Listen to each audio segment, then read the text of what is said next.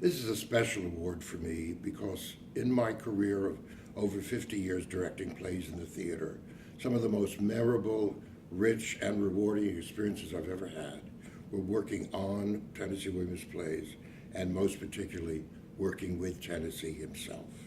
I was running the American Shakespeare Theatre Festival in Stratford, Connecticut, and I wanted to honor an American playwright, a living American playwright, by including him in a classical theater season. So I got all dressed up and went to where he was living, which was the Hotel Elysee. Now, Tennessee used to call it the Hotel Easy Lay, which was part of Tennessee's sense of humor. And I went up, and I went upstairs, and I rang the bell, and the door opened. It was a young man who was Tennessee's companion at the time. And he said, Tennessee will be with you shortly. And then I heard a lot of really wild laughter in the other room, which was Tennessee. And eventually he came, and it was very, very sweet, and he was very, very kind, and I was very, very nervous. But we talked about the play, and I talked about, myself and what I'd done and how much I really worshipped his writing. And then the doorbell rang, and in came a little wrinkled old lady, and they kissed, and she came rather silently in and sat down, and then simply said, menthol, menthol, meaning obviously she wanted a menthol cigarette. It took me about 5 minutes to realize that I was sitting opposite Tennessee and Rose, his sister, who was in a home for mentally disabled people. As you know, she'd had a lobotomy when she was young. And I realized that this affectionate couple sitting next to each other were the real Tom and Laura from Glass Menagerie.